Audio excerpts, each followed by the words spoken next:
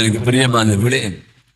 அந்த வாலிபனுக்கு வயது 26. அவன் பெயர் ஜான். நடந்த நிகழ்வு நீங்க யாரும் நான் உங்களை பத்தி சொல்ல நினைச்சுக்காதீங்க. பல ஆண்டுகளுக்கு முன்பாக நடந்த நிகழ்வு. ஒரு அரசாங்கத்திலே ஒரு மிக முக்கியமான ஒரு பதவியிலே அவன் வேலை செய்து கொண்டிருந்தான்.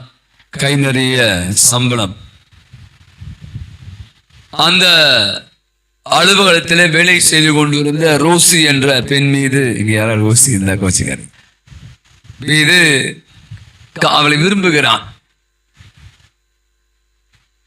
இருவரும் திருமணம் செய்து கொள்ள வேண்டும் என்று விரும்புகிறார்கள். இதுதான் பிரச்சனையே. வீட்டுல போய் சொல்றான்.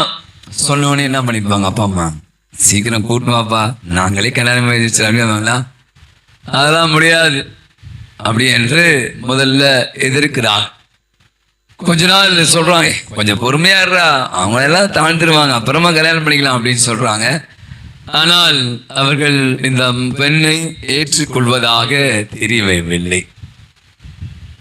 திருமண வயதும் கடந்து கொண்டிருந்ததால் இருவருமாக திருமணம் செய்து விடுகிறார்கள்.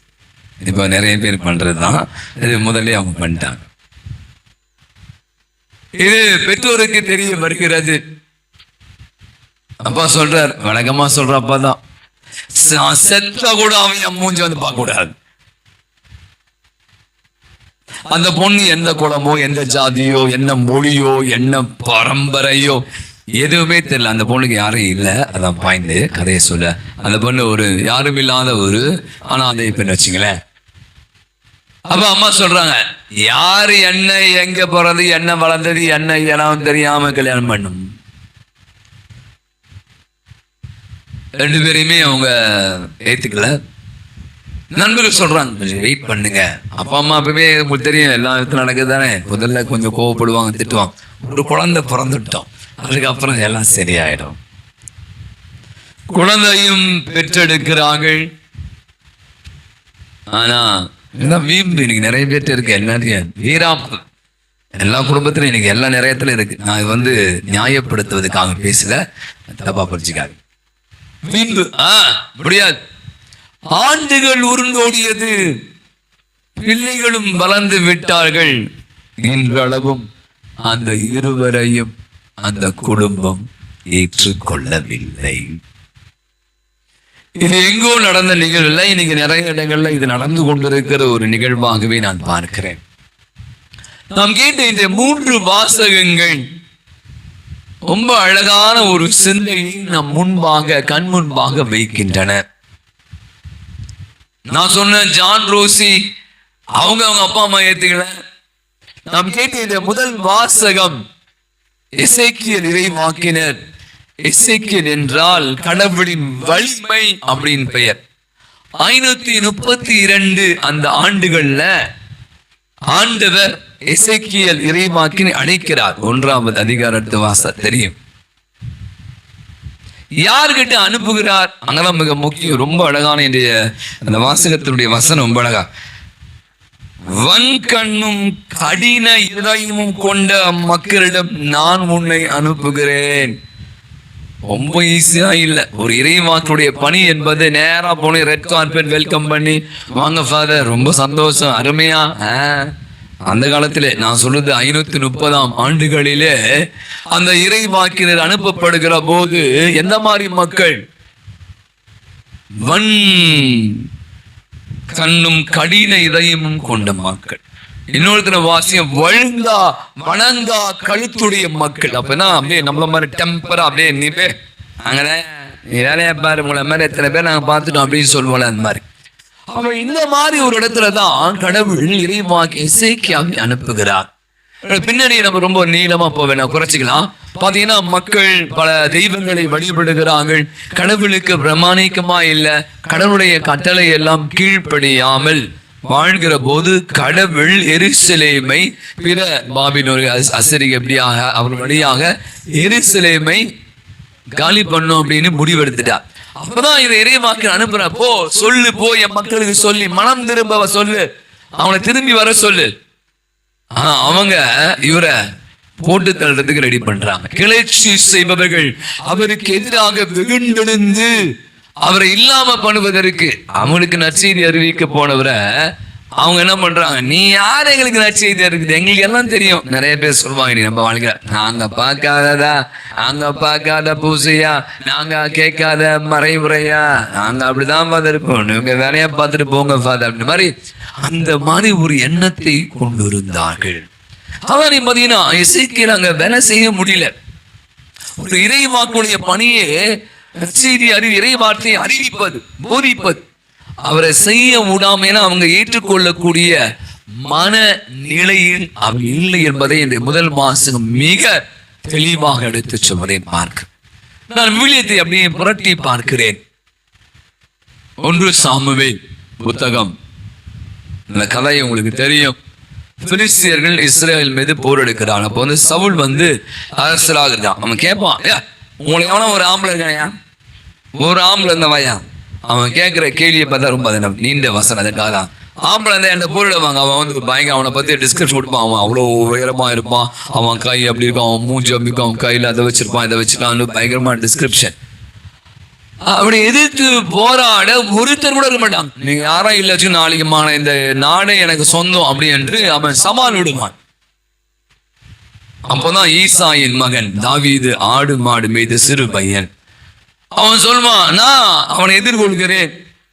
அரசர் சொல்வார், நீ ஒரு தம்மா தூண்டு பையன், தம்மையோ எவ்வளோ பேர் இருக்க, அவங்களே அவனை பார்த்து போற பயப்படுறாங்க, இவன் போய் எங்க போய் சண்டை போட போறான் என்று வசனம் அழகாய் சவுல் தாவீது அந்த பிலிஸ்தியன் கோலியாத்திடம் சண்டை போடுவதற்கு அவன் தயாராக இல்லை, அவன் ஏற்றுக்கொள்ள வேண்டும் வசனம் மிக அழகாய் சொல்கிறார். அப்படி நான் நிறைய விஷயங்களை உங்கள் முன்பாக கொண்டு வர ஆசைப்படுகிறேன். இஸ்ராயேல் மக்கள் கூட மோசேயின் மீது அவ்வளோ பிரச்சனை, அந்த எகிப்தில் அவ்வளோ கஷ்டப்படுறாங்க. அங்கிருந்து மீட்டு கொண்டு வரவைகளை ஒரு பாலைவனம், சோறு இல்லை, தண்ணி இல்லை. அவங்க எங்கெல்லாம் சாகடைக்க கூட்டு வந்துரு, உனக்கு மேல இந்த கடவுளுக்கு மேல எங்கேயா போனதாலே நாங்க அங்க சமையா சாப்பிட்டோம், என்ஜாய் பண்ணோம் வாழ்க்கையா என்று முணுமுணுப்பதோடு இல்லை, அவரை கொல்வதற்கு வசனம் சொல்லுது. மோசே மேல அவ்வளவு காண்டாயிட்டாங்க. அப்ப இதனுடைய பின்னணி நீங்க பாத்தீங்கன்னா இவங்க தான். இது யாரு? இயேசு போறாருல இன்னைக்கு அந்த மக்கள். நான் யோசிச்சு கொண்டு இருந்தேன் ஒரு சிந்தை. இன்னைக்கு நீங்க உண்மை, நீதி, நியாயம் அதெல்லாம் பேசினா இன்னைக்கு எல்லாம் சொல்றோம் பொழைக்க தெரியாதவன். ஒரு போஸ்டர் கொண்டு இருக்குது. இப்போ ஒரு படம் வரப்போகுது. என்ன படம்? கமலஹாசன் படம், இந்தியன் 2. அதுக்கு நிறைய விளம்பரம் செய்து அட்வர்டைஸ்மெண்ட் பண்ணி கொண்டு முதல் இந்தியன் அந்த படம் வந்தப்போ அந்த படத்தினுடைய ஒரு கதை, அந்த கதாநாயகனை நான் அப்படிதான் யோசிக்க, இன்னைக்கு அவர் வரார் இல்லை, அவர் வர்றாருன்னா இல்லை, இந்த நற்செய்தியில கொண்டு வரேன். அந்த படம் இந்தியன், அந்த கதாநாயகன் லஞ்சம் கொடுக்க மாட்டார். நீங்க பாருங்க நல்லா அந்த படத்தை, 2வது பகுதி எனக்கு தெரியல. லஞ்சம் கொடுக்க மாட்டார், நியாயமா இருப்பாரு, நீதியா நான் தரணும். ஆஸ்பத்திரி போவாரு, காசு தர மாட்டேன்பாரு. அந்த இடத்துக்கு போவா, எங்க போனாலும் அவன் சொல்றேன், ஏன் நான் காசு தரேன், கவர்மெண்ட் சப்ளை தர உனக்கு. கூட இருந்த மனைவி, மகன், மகள், யோ உனக்கு பொழைக்க தெரியலையா, என்ன நீ இப்படி இருக்க, பைத்தியக்காரனையா, எனக்கு எங்கேயா வாழ்றோம், நம்ம லஞ்சம் கொடுத்தாதான் வேலை ஆகும். நீ நிறைய இடங்கள் அதான் நடந்து கொண்டு இருப்பதா, நம்ம பத்தி பேச வேண்டாம். அப்போ அந்த இந்தியன், அந்த கதாநாயகன், படத்தினுடைய கதாநாயகனை வயசாயிருப்பாரு. அவர் இவங்க எல்லாருமே வெறுப்பார்கள், ஒதுக்குவார்கள். பையனே சாவடிக்க முயற்சி பண்ணுவான். ஆளுக்கு பொழைக்க தெரியல, லூசு. அவங்க அவனை பார்த்தீங்கன்னா நிராகரிக்கிறார்கள். அப்பாவை பிள்ளைங்களே தூக்கி போற ஒரு காட்சி நம்ம அந்த படத்தினுடைய அந்த கதாநாயகனுடைய படத்துல நம்ம பார்ப்பதை காண முடிகிறார். அப்புறம் யோசிச்சு கொண்டு இருந்தேன், இயேசுவை ஏன் அவங்க ஏத்துக்கல? இந்த பின்னாடி கண்டிப்பா நம்ம சந்திக்கணும். இயேசு ஒரு சாதாரண மனிதரா? அவங்க பார்வையில சாதாரண மனிதராக இருக்கலாம். அவர் செய்த புதுமைகள், அவர் செய்த அற்புதங்கள், அவருடைய பேச்சு, அதிகார பேச்சு, அவரை கண்டு கூட்டம் அப்படியே அலம் மோதது. அவர் பின்னாடி ஒரு பெரிய சீடத்துவர்கள், அர்த்தமாக சீடர்கள் அவரை பின்பற்ற ஆரம்பிச்சாங்க. அப்ப இப்படி ஒரு சூழல்ல தான் இயேசு தன் சொந்த ஊராகி நாசரேத்துக்கு வரார். இதான் பின்னணி. வந்தவர் எங்க போறார்? நேரா வீட்டுக்கு போல, ஜெப கூட்டத்துக்கு போறார். அங்கதான் பாத்தீங்கன்னா அந்த ராபி அப்படின்னு சொல்லுவாங்க, போதிக்கக்கூடியவர்கள். அவங்க தான் போதிக்க முடியும், மத்தெல்லாம் போதிக்க கூடாது. அப்ப இயேசுவை அவர்கள் பாக்குறாங்க. முதல்ல இயேசுவை மற்றவங்க சொல்றாங்க, இவர் பயங்கர போதனை பண்ற, அதிகார போதனை, இவருடைய வார்த்தைக்கு அவ்வளவு பவர் இருக்கு, இவர் சொன்ன எல்லாம் நடக்குது, பேய் பிசாசு ஓடுது, நோயிட்டவர்கள் முடக்கம் ஏழு துள்ளி குத்து ஓடுறான் என்பதையெல்லாம் கேள்விப்படுகிறான்.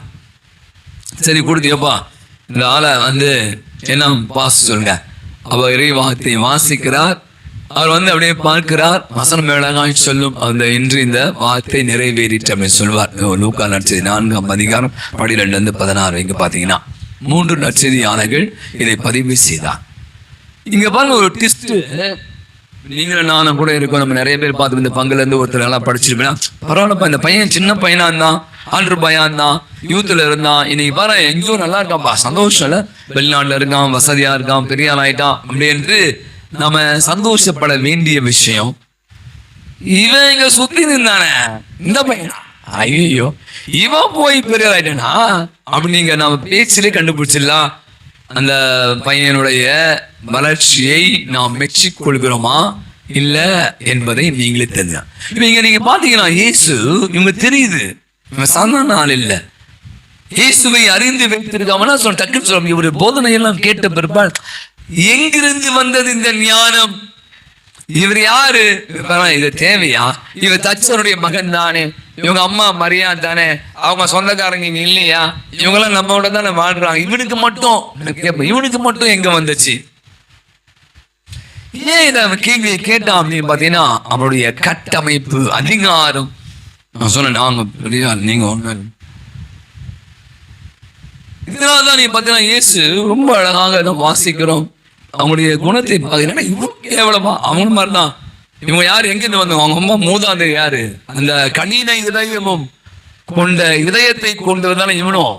அப்ப இவங்களால இயேசுடைய வளர்ச்சியை ஏற்று கொள்ள முடியவில்லை என்று நற்செய்தியாளர் இன்று பதிவு செய்கிறார். நம்முடைய மாணவர்கள் கூட பாத்தீங்கன்னா நீங்க பொதுவா நான் பேசுறேன், நீங்க தப்பா யாரும் நினைச்சுக்காரு, நாம வளர்றோமோ வளரலையோ அடுத்த வளரக்கூடாது. அடுத்தனுடைய வளர்ச்சி கண்டிப்பா நமக்கு ஒரு கிளர்ச்சி ஏற்படுத்துகிறது. நம்ம உலகத்துல நல்லா பெரிய ஆயிட்டாங்க, வசதி ஆயிட்டாங்கன்னா அது நம்மளால சில ஜீரணிக்க. இப்ப நம்ம எப்படி பண்ணுவோம், இவங்க எந்த ஊருக்காரங்க, இவங்க எந்த ஜாதியை சேர்ந்தவங்க, இவங்களுடைய பின்புலம் என்ன, இன்னைக்கு நிறைய பேர் தான் பார்க்க ஆரம்பிச்சிட்டான். அது இப்போ நம்ம ஊருக்காரெல்லாம் ஓகே பிரச்சனை இல்லை, நம்பாலே அவன் வந்துட்டான், வேற பண்ண போறா அப்படி என்று மட்டப்படுத்தி கூட்டு கொடுத்து அவரை அமுக்கி வைக்கிற ஒரு கூட்டம் இயேசு வாழ்ந்த காலத்தில் மட்டுமல்ல இன்றளவும் இருந்து கொண்டு இருக்கிறார். அப்பதான் யோசிப்பாங்க, எனக்கு ஏன் இதை ஏற்றுக்கொள்ள முடியவில்லை. ஒரு வீட்டுக்கு அந்த சர்வே சென்சஸ் எடுப்பதற்காக ஒரு அரசாங்க அலுவலர் போகிறார். வீட்டுல யாருமா இருக்க, வீட்டுக்காரர் இருக்காரு, நான் தான் வீட்டு தலைவர், கொஞ்சம் அமைதியா இருங்க, நீங்க ரிட்டர்ன் ஆயிட்டீங்க, உங்க வேலை குழந்தைய ஸ்கூல்ல பேரப்பணிங்க ஸ்கூலுக்கு கூட்டு போடுறது, ஸ்கூல்ல கூட்டு வர்றது, வீட்டுல இருந்தா யாரும் ரேஷன் கடையெல்லாம் போடுறது இல்லை. அந்த காலத்துல ரேஷன் கடைக்கு போயிட்டு அரிசி பருப்பு வாங்கினது, வேற ஏதாவது இருந்தா போய் பில்லு கட்டி வர்றது, டெலிஃபோன் பில் தான் வேலை, நாங்க பார்த்துப்போம், நீ கொஞ்சம் அப்படி இருங்க. யார் சொல்றா, உண்டுக்காரம்மா. இன்னைக்கு நிறைய நேரங்கள் பாருங்க நம்மளுடைய வாழ்வில் நான் யோசித்து பார்க்கிறேன், பொதுவாக சொல்வதுதான், நம்ம யாரையும் குறை சொல்வதற்காக இல்லை, நம்முடைய வளர்ச்சி நம்ம ஒரு ஒன்றுத்துக்கும் யோசிக்காம போயிட்டோம். சில பேர் சொல்லுவாங்க, பதையதான் வேலை வாங்கி கொடுங்க, வீட்டில் சும்மா இருக்கேன், வீட்டில் சும்மா இல்லை, பொண்டாட்டி வீட்டில் மறைக்க மாட்டான், எங்க சும்மா உட்காந்து தொண்டு இந்த டிவியை பார்த்துன்னு செல்லன்னு ஒன்று இருக்கானே, எங்கேயாவது ஒரு செக்யூரிட்டி வேலைக்காக போல வச்சுக்க ஒரு 5000 சம்பளம் கிடைக்கும் என்பதற்காகவே இன்னைக்கு நிறைய வேலைக்கு போகலாம். அப்ப ஒரு விஷயம் ரொம்ப தெளிவாக தெரிகிறது. நான் சொன்ன இந்த பின்னணியை நீங்க புரிஞ்சுக்கணும். அந்த ராபிகள், அதாவது யூத சமயத்தை சேர்ந்தவர்கள் தங்களை மெத்தவர்களாக கருதினார்கள். இயேசுவை அவர்கள் அந்த கட்டமைப்பு அதிகார வர்க்கத்தினால அவருடைய பின்புலம், அவருடைய வளர்ச்சி, அவருடைய பின்னால் அவருடைய புகழ் பெருமையை கண்டு அவர்களால சகித்துக் கொள்ள முடியவில்லை. இதுதான் உண்மை. நிறைய நேரங்களில் நீங்க பார்த்தா இந்த பிள்ளைகள்லாம் நிறைய பேர் இருக்காங்க, படிச்சுட்டாங்க, நிறைய அவங்க பெரிய படிச்ச மாதிரி அப்பா அம்மாவுக்கு எங்களுக்கு தெரியும், நாங்க பார்த்துப்போம், நீங்க கொஞ்சம் அமைதியா இருங்க அப்படி என்று பெற்றோர்கள் சொல்வதை கூட பெற்றோர்கள் நல்லதான் செய்வாங்க. இப்போ கல்யாணம் பண்ணிக்க வேண்டாம், அப்புறம் பண்ணிக்கலாம், இன்னும் டைம் இருக்கு, நல்ல வேலைக்கு போ, நல்ல மாப்பிள்ளைய பாரு, அவன் நல்ல சொந்த வீடுக்கா, நல்ல வேலை செய்யலாம், நாங்க பார்த்து எனக்கு அந்த பையனை பிடிச்சிருக்கு, அப்போ நீங்க எடுக்கிற முடிவுகள் தவறானது என்பதை பெற்றோர்கள் சுட்டி காட்டுகிற போது அதை ஏற்றுக்கொள்ளக்கூடிய பக்குவம் என்ற இளைஞரம் இருக்கிறதா அப்படின்னா நிறைய நேரங்கள்ல இல்லை என்பதுதான் சில பிள்ளைகள்லாம் பார்த்து ரொம்ப கஷ்டப்படுறாங்க. அந்த மாதிரி தப்பான ஒரு முடிவெடுத்து வாழ்வை தொலைத்து போனது இருக்காங்க. இல்ல இந்த பக்கம் நான் யோசிப்பாங்க, பெற்றோர்கள் பிள்ளைகள் சொல்வதை பெற்றோர் கூட இன்னைக்கு நாங்க சொல்லுதான் நீ கேட்டாகணும். அவன் கருப்போ வெள்ளையோ குட்டையோ நட்டையோ அவன் படிச்சிருக்கான படிக்கல, இந்தா உன் மாமா பையன் அவன் தான், நான் வாக்கு கொடுத்துட்டேன் நீ குழந்தையா இருக்கும் போதே உனக்கு இவன் தான் அவன் சொல்லிட்டு அவன் நினைக்க மாட்டான். அவன் படிக்காத பொண்ணு, இந்த பொண்ணு படிச்சிருக்கோம், அவன் இந்த பொண்ணு கொஞ்சம் அழகா இருக்கான், அவன் அழகா இருக்க மாட்டான் சொல்றேன். இந்த மாதிரியான விஷயங்கள் கூட நிறைய நேரங்கள்ல பிள்ளைகள் சொல்வதை பெற்றோர்கள் கூட ஏற்றுக்கொள்ள முடியாத அந்த கடின இதயம் இன்னைக்கு நிறைய நேரம் இருக்கு. அப்ப நம்முடைய வாழ்வில் நீங்க யோசிப்பாங்க. பல நேரங்கள்ல இன்னைக்கு ஆண்டு ரொம்ப அழகாக சொல்றேன், என் பவுலடிகளா சொல்றார், என்னுடைய உடலிலே ஒரு முள் தேய்த்தது போல என்னை குத்தி கொண்டே இருக்கிறது. இது நிறைய விளக்கத்தை நம்ம சொல்லலாம். அது ஒரு பெரிய கான்செப்ட், அதை உழுப்ப வேண்டாம். உடல் எல்லாம் சொல்றாரு, அவருக்கு நிறைய பிரச்சனைகள் சொல்றாரு, நிறைய எதிர்ப்புகள் இருந்து சொல்றாங்க, அது மாதிரி பல சொல்றாங்க. அப்ப இன்னைக்கு நம்முடைய உடலை கூட ஏதோ ஒரு முள் தேய்த்து கொண்டு இருக்கிறது. நான் நினைக்கிறேன் எனக்கு எல்லாம் தெரியும், நீ எதுவும் சொல்ல வேண்டாம், நான் சொல்லுதான் கரெக்ட். நிறைய பேருங்க இன்னைக்கு நான் பாக்குறேன், இது நான் சிறு பிள்ளைகள் இருந்து பெரியவங்க பாக்குறேன், பெரியவங்களுக்கும் பாக்குறேன். இந்த அனுபவத்தை வழியாக சொல்றேன். மற்றவங்க சொல்றத காது கொடுத்து கேட்கிற உலகம் இன்று இல்லை. நீங்க என்ன சொல்றது நாங்க பாத்துக்கிறோம், எங்களுக்கு தெரியும். கையை சுட்டுக் கொள்பவர்கள் தான் இன்னைக்கு அதிகமா இருக்கான். அவங்க அப்பா சொன்னாங்களே இந்த பிள்ளைங்க சொல்லுது, பிள்ளைங்க சொன்னாங்களே பெற்றோர்கள், டீச்சர்ஸ் சொன்னாங்களே அந்த பிள்ளை, பெற்றோர்கள் சமரிபரம் எல்லா இடத்துலயுமே இந்த பிரச்சனை பரவலாக இயேசு வாழ்ந்த காலத்தில் இது இருந்தது. ஆனா வசனம் அழகாய் சொல்கிறது, நீங்க பாத்தீங்கன்னா அவரால் வல்ல செயல்கள் எதையும் செய்ய முடியும். போன வாரம் பாருங்க, அவருடைய ஆடையை தொட்டவள் குணமடைந்தார். நீ கையை வச்சா போதையா, நீ வரவேத்தல சொந்த கையை வையா. எங்க இருந்தது நம்பிக்கை, எங்க என்று வாழ்வு கிடைத்தது? இங்க சொந்த ஊர்ல ஆண்டவர் சொல்றார், அங்க நம்பிக்கையின்மையை கண்டு அவர் பயங்கர அதிசயப்படுகிறார். எப்படி ஒரு ஜென்மடா என் ஊருக்காரங்க என் ஆளுங்க என் இனத்தைச்சு எப்படி இருக்காங்களே சொல்லி வருத்தப்படுவதோடு மட்டுமல்ல, அவர் வல்ல செயல்கள் செய்யும். இன்னைக்கு நம்முடைய வாழ்வில் இன்னைக்கு நம்ம நிறைய பேர்கிட்ட இருக்க பிரச்சனை தான், எல்லாருமே இருக்கு. நான் சொல்றேன், எனக்கு எல்லாம் தெரியும். ஆனா நீங்க நம்ம எடுக்கிற முடிவுகள் தவறான. ஏதாவது நம்ம மற்றவங்களால நம்ம ஏற்றுக்கொள்ள முடியும். நம்மளோட கொஞ்சம் பெரியவங்க, நம்மளோட நீங்க கீழே இருக்கும் ஏற்றுப்பீங்க, நம்மளோட கொஞ்சம் மட்டமா இருக்காங்க, அவங்க நம்ம அட்ஜஸ்ட் பண்ணி. நம்மளோட கொஞ்சம் பெரியவங்களை நம்ம வளர்ச்சியில நம்ம வளர்ந்துட்டாங்க, நம்ம கொஞ்சம் பெரிய ஆயிட்டோம், நம்ம செய்யற செயல்கள் சிறந்து மற்றவங்க எல்லாரும் அப்ரிஷியேட் பண்ண முடிஞ்சா இன்னைக்கு பாருங்க அதோடைய விளைவு மிகப்பெரிய பூதாங்கத்தை. இந்த ஆம்ஸ்ட்ராங் பத்தி நான் யோசித்து கொண்டு இருந்தேன். நேற்று இது 2 தொடர்ந்து படிக்கிறேன். எவ்வளவு பெரிய ஆள், அவரை சுத்தி எப்பயுமே ஒரு இடத்துக்கு வந்தார் பார்த்தா 20 பேர் கூட இருப்பானுங்க. அப்படிப்பட்ட ஒரு ஆளை அடிச்சு தூக்கிடாம பாருங்க. அவர் இறந்து போனதை பத்தி நான் இங்க பேச வரல, சொல்லுவேன். அப்போ யானைக்கும் பெரிய ஆள் சுத்தி 20 பேர் எப்பவுமே ஒரு பெரிய படையோடு நான் வைப்பார்.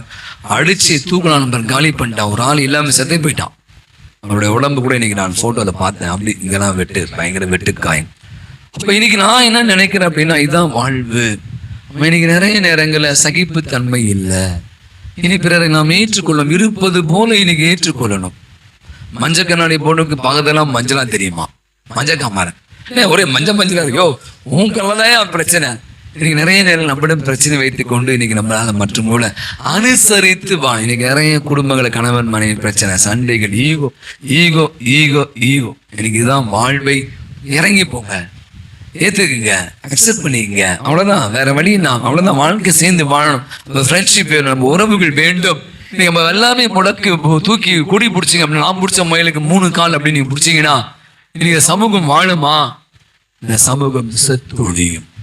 இந்த சமூகம் செத்தொழியும். அவன் இன்னைக்கு ஆண்டவர் ரொம்ப அழகாய் சொல்றார், அவரை ஏற்றுக்கொள்ள இறைவாக்கி அந்த விளைவு அந்த மக்கள் அடிமைதனத்திலே மாட்டிட்டான். தெரியும், வாசி பைபிள். அடிமைதானம், பயங்கரமான அடிமை, பல விதமான நெருக்கடிகளுக்கு உள்ளான். அவன் ஆண்டவர் மீண்டும் மீண்டும் மீண்டும் அவன் செவி கொடுக்கவே இல்லை. எனக்கு இந்த இறைவாக்கின வழியா கடவுள் நம்ம கடைப்பு கொடுக்கிறான். செவி கொடுப்போம், ஏற்றுக்கொள்வோம். நாம் வாழ்கிற சமூகத்தை நம் பங்குல அன்பியத்துல ரொம்ப அழகாக பாவம் பண்ணி படிப்பா. நிறைய நேரங்கள்ல எதிர்ப்புகளை தான் எனக்கு தெரிவிக்கிறோம். இணைந்து வாழணும், இறங்கி போகணும், ஒன்றித்து வாழணும் என்ற விஷயம் எனக்கு நிறைய இடத்துல மறந்து போனதான் எனக்கு எல்லா திருவையிலும் சரி, குடும்பங்கள் சரி, பங்குலையும் சரி, எங்க பார்த்தாலும் இன்னைக்கு சண்டைகளும் சச்சரவும் பெருகி கொண்டு. அவன் இன்னைக்கு ஆண்டவர் சொல்ற அந்த வசனம் தான் அவராலே வல்ல சீர் இயேசுக்கு நேர்ந்து. நீங்க அதுக்கு ஒரு மாற்று கருத்து என்னன்னா, நன்மை செய்யணும் அப்படின்னா, நம்முடைய புதுமைகள் நடக்கணும் அப்படின்னா, நாம் அனைவருமே மற்றவர்களை அப்படி இருப்பது போல ஏற்றுக்கொண்டு வாழ அருள் வேண்டுவோம்.